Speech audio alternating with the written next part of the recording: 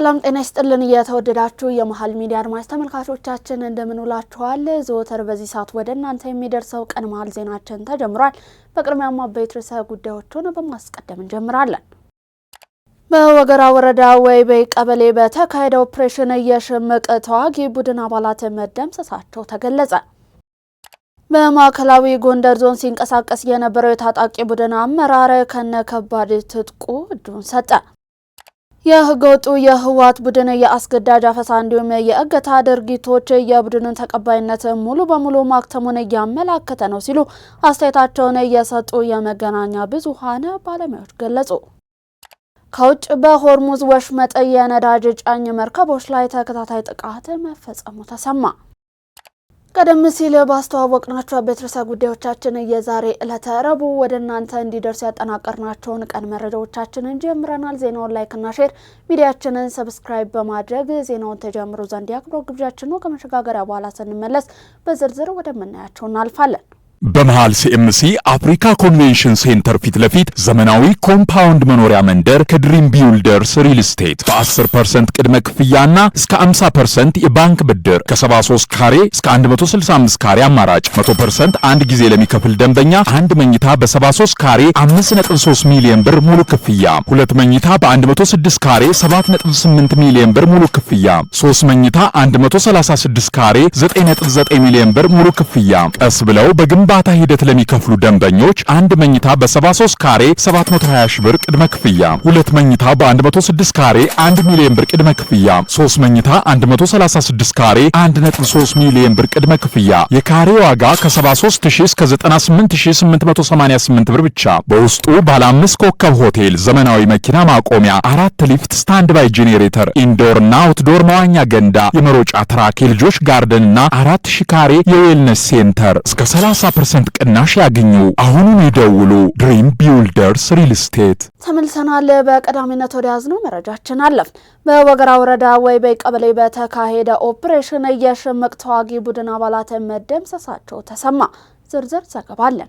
በገዢው ፓርቲ እንዲሁም በክልሉ የጸጥታ መዋቅሮች ሕግ የማስከበር ዘመቻ ተብሎ በሚጠራው ወታደራዊ እርምጃ በደቡብ ጎንደር ዞን ወገራ ወረዳ ወይበይ ቀበሌ በተካሄደ ድንገተኛ ኦፕሬሽን የታጠቁ ቡድኖች ላይ ከባድ ጉዳት መድረሱን የጥምር ጦሩ ኮማንድ ፖስት አስታውቋል። በተሰጠው ይፋዊ መግለጫ መሰረት በፌዴራል መከላከያ ሰራዊት እንዲሁም በክልሉ ልዩ ኃይል ሚሊሻ የተዋቀረው ጀግናው ጥምር ጦር ባደረገው የተቀናጀ ወታደራዊ ጥቃት ስልታዊ በሆነ ቦታ ላይ መሽገው የነበሩ የጥፋት ቡድኑ የተፈረጁ 6 መሪዎች እንዲሁም ከፍተኛ አባላት ተደምስሰዋል። የአካባቢውን ጸጥታ አስተማማኝ ለማድረግ የተከናወነው ይህ የህግ ማስከበር ተግባር በአካባቢው ማህበረሰብ እየተሰጡ ጥቆማዎችን እንዲሁም ጥብቅ የደህንነት መረጃዎችን መሰረት ያደረገ መሆኑም ተገልጿል።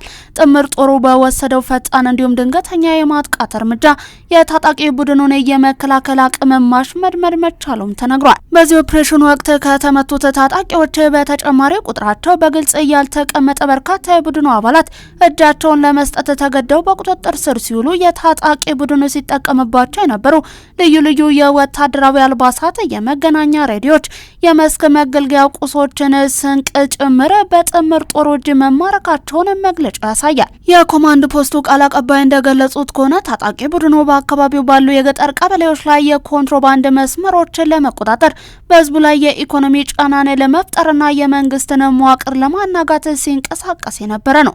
ይህ የተወሰደው እርምጃ በአካባቢው አርሶ አደሮች ላይ ይደርስ የነበረውን እንግልትን የሚቀንስ እንዲሁም ለቀጣይ የግብርና ስራዎች ሰላማዊ ድባብን የሚፈጥር ነው። የጥምር ጦሩ አመራሮች በሰጡት ማጠቃለያ መግለጫ በአካባቢው ሙሉ በሙሉ ሰላም እስኪሰፍን እንዲሁም ህገወጥ ታጣቂዎች ትጥቃቸውን ፈተው ወደ ማህበረሰቡ እስኪቀላቀሉ ድረስ መሰል የተለያዩ ጥቃቶችና የማጽዳት ስራዎች ተጠናክረው እንደሚቀጥሉ አረጋግጠዋል። ማህበረሰቡም ከጸጥታ አካላት ጎን በመቆም የሚያደርገውን የመረጃ ድጋፍ አጠናክሮ እንዲቀጥል ጥሪ ቀርቧል።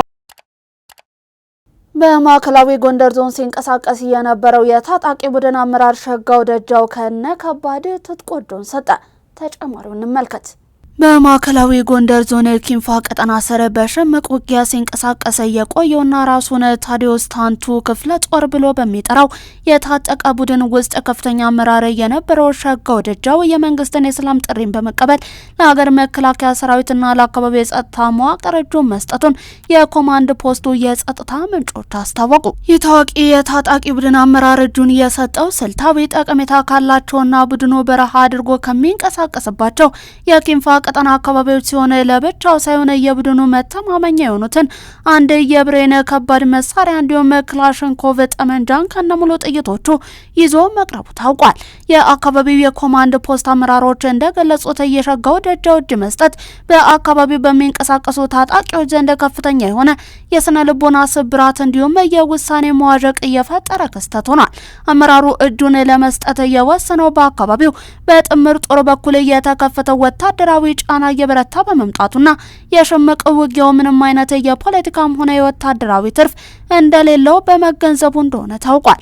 የመከላከያ ሰራዊት ከፍተኛ መኮንኖች እንደገለጹትም ይህ እርምጃ በተለይ በኪንፋ ቀጠና ውስጥ የሚገኙ ሌሎች ታጣቂዎችም የጦርነት አማራጭን ትተው ወደ ሰላማዊ መንገድ እንዲመጡ ትልቅ ማሳያ ይሆናል። የጦር መሳሪያዎቹ መማረክም ቡድኑ በአካባቢው የነበረውን የተኩስ አቅም በእጅጉ የሚቀንስ ነው።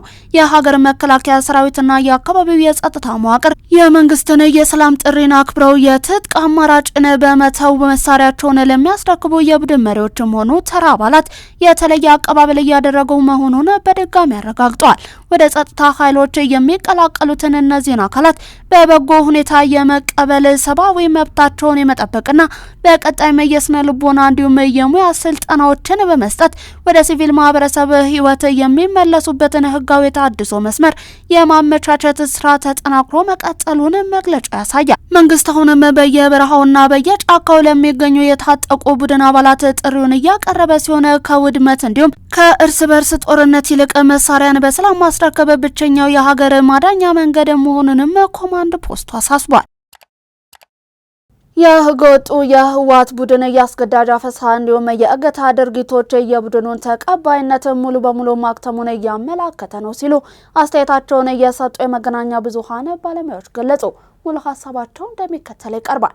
በትግራይ ክልል የተለያዩ የግል ጥቅሞችንና ፍላጎቶችን ለማሳጋት ሲባል በህዝቡ ላይ የሚፈጽሙ አስገዳጅ የአፈሳና የእገታ ድርጊቶች በከፍተኛ ሁኔታ መቀጠላቸውን ጋዜጠኞቹ ገልጸዋል። ድርጊቱ በህዝቡ ዘንድ ከፍተኛ ተቃውሞ የገጠመው ሲሆንም የክልሉ ማህበረሰብም ለእነዚህ አካላት የነበረውን ድጋፍ ሙሉ በሙሉ መንፈጉን እያመላከተ ነው ብለዋል። አስተያየታቸውን ለኢትዮጵያ ዜና አገልግሎት ከሰጡት መካከል የአውራምባ ታይምስ ጋዜጠኛ ዳዊት ከበደ እንደገለጸው ድርጊቱን እየፈጸሙ ያሉ አካላት ከወርቅ እንዲሁም ማዕድን ንግድ ጋር የተያዙ በርካታ የግል ጥቅሞች አሏቸው ብሏል። እነዚህን ጥቅሞችን ለማስጠበቅ ሲባልም ተፈናቃዮችን ለማስመለስ የሚሉ ምክንያቶችን እንደ ሽፋን ወይንም ማስተባበያ እየተጠቀሙ ይገኛል ሲል ጠቅሷል። እነርሱ ለሰከንድም ቢሆን ስለ ህዝቡ ይጨነቃሉ ብዬ አላስብም በማለት አስተያየቱን የሰጠው ጋዜጠኛ ዳዊት አሁን የሚያደርጉት እንቅስቃሴ በማህበረሰቡ ዘንድ ውድቅ መደረጉንም ገልጿል። በዚህም ምክንያት ወጣቶችን በኃይል ወደ ማሰልጠኛዎች ማስገባትና አስገዳጅ አፈሳዎችን ማካሄድ መጀመራቸውን ጠቁሟል። አሁን ላይ ድርጊቱ ተባብሶ የህዝብ ማመላለሻ አውቶቡሶችን ጭምር በማስቆም ወጣቶችን የማስቀረት ተግባር እያከናወኑ መሆኑን ጠቅሶ ይህም እጅግ የሚያሳዝን ሁኔታ መሆኑን አብራርቷል።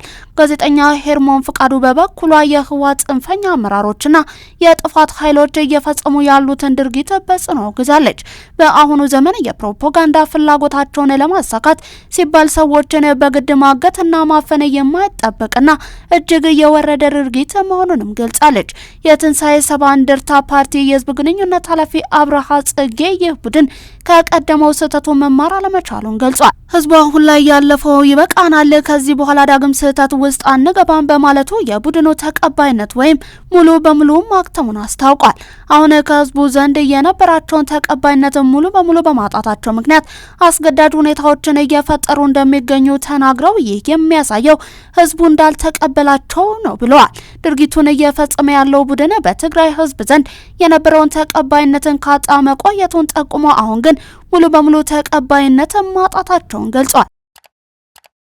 የኢፌዴሪ ጠቅላይ ሚኒስትር ዶክተር አብይ አህመድ በትላንትናው ዕለት በሕዝብ ተወካዮች ምክር ቤት የሰጡት ማብራሪያ ለዘላቂ ሰላምና የልማት ስራዎች ስኬት የመንግስት ቀጣይነት ያለው ትጋትና ቁርጠኝነትን እያረጋገጠ መሆኑን በአፋር ክልል የሰመራ ሎጊያ ከተማ ነዋሪዎች ገለጹ።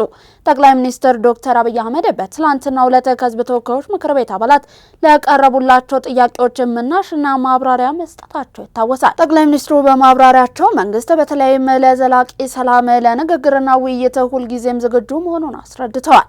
የግጭትና ጦርነት እሳቤ አውዳሚና ትርፍ የሌለው መሆኑን ያነሱት ጠቅላይ ሚኒስትሩ የሚያስፈልገን ሰላም፣ ትብብር እንዲሁም አብሮነት ነው ብለዋል።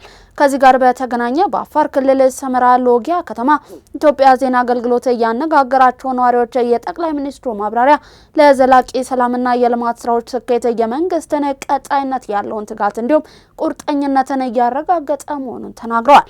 አስተያየት ሰጪዎቹ ጠቅላይ ሚኒስትሩ በምክር ቤቱ ተገኝተው የሰጡት ማብራሪያ ዘርፈ ብዙ ጉዳዮችን እየዳሰሰ መሆኑንም ገልጸዋል። በተለይም የሰላም ጉዳይ ወሳኝ መሆኑን በማንሳት በግጭትና ጦርነት እሳቤ አውዳሚና ትርፍ የሌለው በመሆኑ የሰላም ጥረታችን ተጠናክሮ ይቀጥላል ማለታቸው መንግስት ለሰላም ያለውን ጽኑ አቋምን እያረጋገጠ ነው ብለዋል። የጠቅላይ ሚኒስትሩ ማብራሪያ የትኛውንም ችግር በውይይትና በንግግር መፍታት አስፈላጊ መሆኑን አጽንኦት እየሰጠ በመሆኑ ሁላችንም የሰላም ጉዳይ የራሳችን አጀንዳ አድርገን መስራት አለብንም ነው ያሉት። የውጭ ሀገር የስራ ስምሪት ሰበብ በማድረግ ከስራና ክህሎት ሚኒስቴር ወይንም ከሌሎች የመንግስት ተቋማት ውክልና አለን የሚሉ ህገወጥ አካላት መበራከታቸውን የስራና ክህሎት ሚኒስቴር ማስጠንቀቂያ አመላከተ። ሚኒስትሩ አጭበርባሪዎች በግል ስልክ በአጭር የጽሁፍ መልእክት SMS፣ በቴሌግራም እንዲሁም በዋትስአፕ ገንዘብ በመጠየቅ ዜጎችን እያጭበረበሩ መሆኑን ጠቁሟል። ሚኒስትሩ ለውጭ ሀገር የስራ ስምሪት አገልግሎት በማንኛውም የማህበራዊ ትስስር ገጽ ወይንም በስልክ ጥሪ በፍጹም ገንዘብ እንደማይጠይቅም አረጋግጧል። ማንኛውም ሰው የመንግስት ተቋምን በመወከል በዲጂታል መንገዶች የገንዘብ ጥያቄ ሲያቀርብ የግል ወይንም የባንክ መረጃዎችን፣ የባንክ ሂሳብ ቁጥር፣ የይለፍ ቃል ወይንም የኦቲፒ ሚስጥራዊ ኮድን አሳልፎ ከመስጠት መቆጠብ እንደሚገባውም ጠቁሟል። ዜጎች እንዲህ አይነት አጠራጣሪ እንቅስቃሴዎች ሲያጋጥማቸው መረጃውን ወዲያውኑ በአቅራቢያ ለሚገኙ የህግ አስከባሪ አካላት ወይንም ለስራና ክህሎት ሚኒስቴር መዋቅር በአስቸኳይ እንዲያሳውቁም ጥሪን አቅርቧል። በአዲስ አበባ ከተማ የግል መኖሪያ ቤቶች የአከራይ ተከራይ አዲስ የውል ምዝገባ ዛሬ ሐምሌ 1 ቀን 2018 ዓ.ም በሁሉም ክፍለ ከተሞች በይፋ ተጀመረ። ለ2019 በጀት ዓመት የሚተገበረው ፍትሐዊ የቤት ኪራይ ዓመታዊ ጭማሪ ጣሪያም 11.5% ሆኖ መጽደቁን የከተማና የቤቶች አስተዳደር ቢሮ አስታውቋል። የአሰራር በኪራይ ገበያው ላይ የሚስተዋሉ ህገወጥና ዘፈቀዳዊ አሰራሮችን ለመግታት እንዲሁም የዜጎችን የኑሮ ጫናን ለመቀነስ ያለመ ነው። ውሳኔው የነዋሪዎችን የመክፈል አቅምን ያገናዘበ ሳይንሳዊ ጥናት ላይ የተመሰረተ ሲሆን አከራዮች ፍትሐዊ ገቢ እንዲያገኙ፣ ተከራዮች ደግሞ ከስነ ልቦና ስጋት እንዲሁም መፈናቀል ድነው እንዲረጋጉ ይረዳል ተብሏል።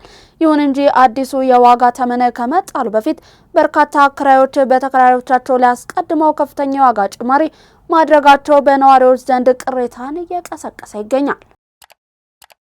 ከ5 ሚሊዮን በላይ ወጣቶችን የሚያሳትፈው የ2018 ወሰን ተሻጋሪ የበጎ ፈቃድ አገልግሎት በሐዋሳ ከተማ ተጀመረ።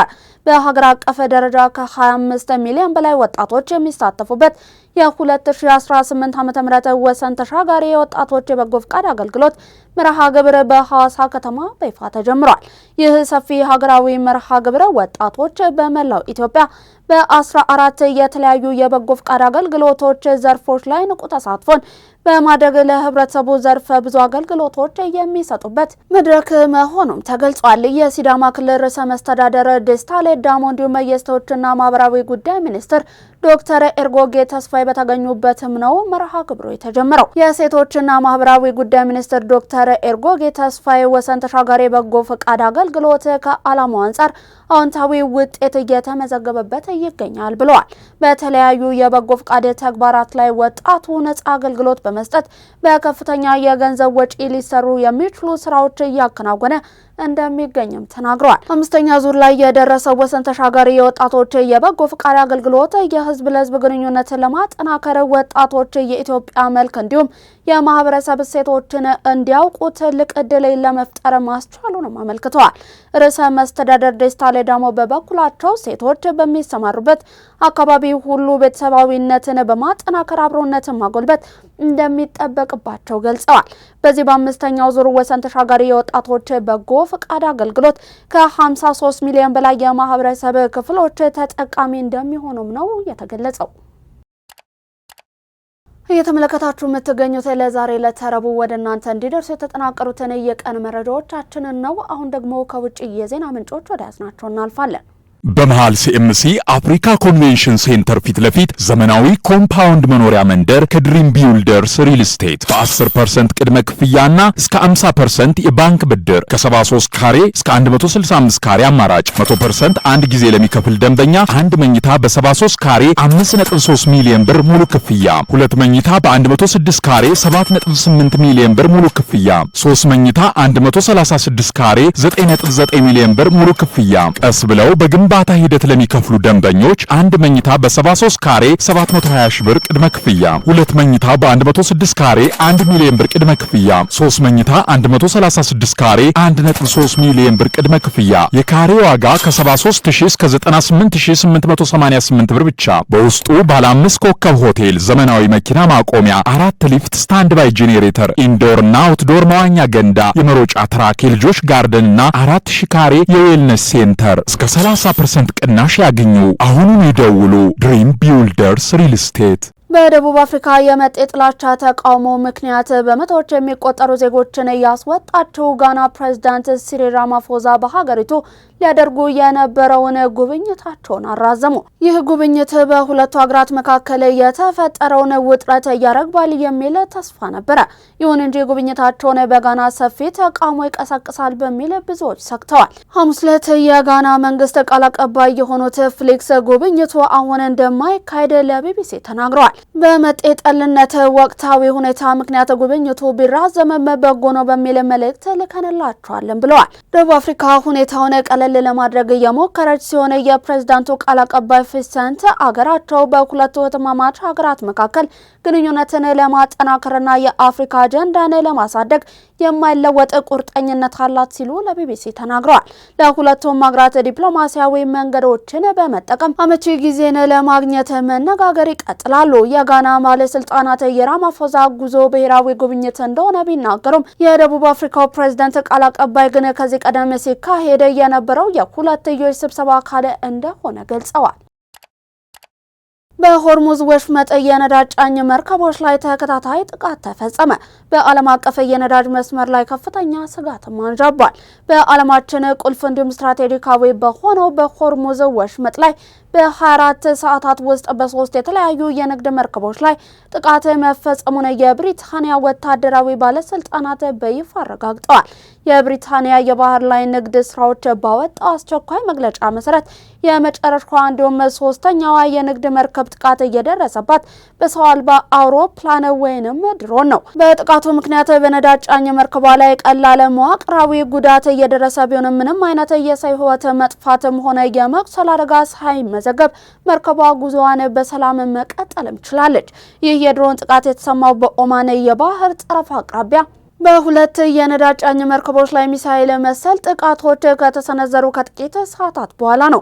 ቀደም ሲል ጥቃት ከተሰነዘረባቸው መርከቦች መካከል አንደኛዋ የኳታር የተፈጥሮ ጋዝ ጫኝ መርከብ ስትሆን በወቅቱ በደረሰባት ምት ከፍተኛ ቃጠሎን አስተናግዳ ነበር። ይህንን ተከታታይ ጥቃትን ተከትሎ በባህር መስመሩ ላይ ያለው የደህንነት ስጋት ደረጃ ወደ እጅግ አደገኛ ከፍ እንዲልም አድርጓል። ኳታር ለደረሰባት ጥቃት ኢራንን በቀጥታ ተጠያቂ ያደረገች ሲሆንም አሜሪካ በበኩሏ የኢራን የነዳጅ ሽያጭ የሚፈቅደውን ልዩ ፍቃድን ወዲያውኑ በመሰረዝ ጠንከር ያለ ምላሽን ሰጥታለች።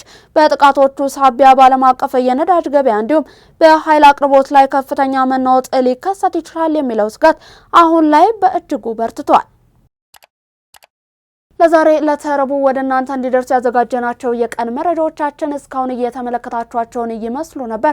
ምርጫችሁ አድርጋችሁ እስከ ፍጻሜው ድረስ ስትመለከቱን ስለነበር እጅግ እናመሰግናለን። ዜናውን ላይክ እና ሼር፣ ሚዲያችንን ሰብስክራይብ በማድረግ ቤተሰብነታችሁን አጋርነታችሁን ታጠነክሩ ዘንድ የአክብሮት ግብዣችን ነው። ከዩቲዩብ ባለፈ በፌስቡክ፣ ቴሌግራም እንዲሁም ቲክቶክ ገጾቻችን ተጨማሪ የመሃል ሚዲያ ይዘቶችን መመልከት ትችላላችሁ። በኔ ቦታ በቃው። ጤና ይስጥልን።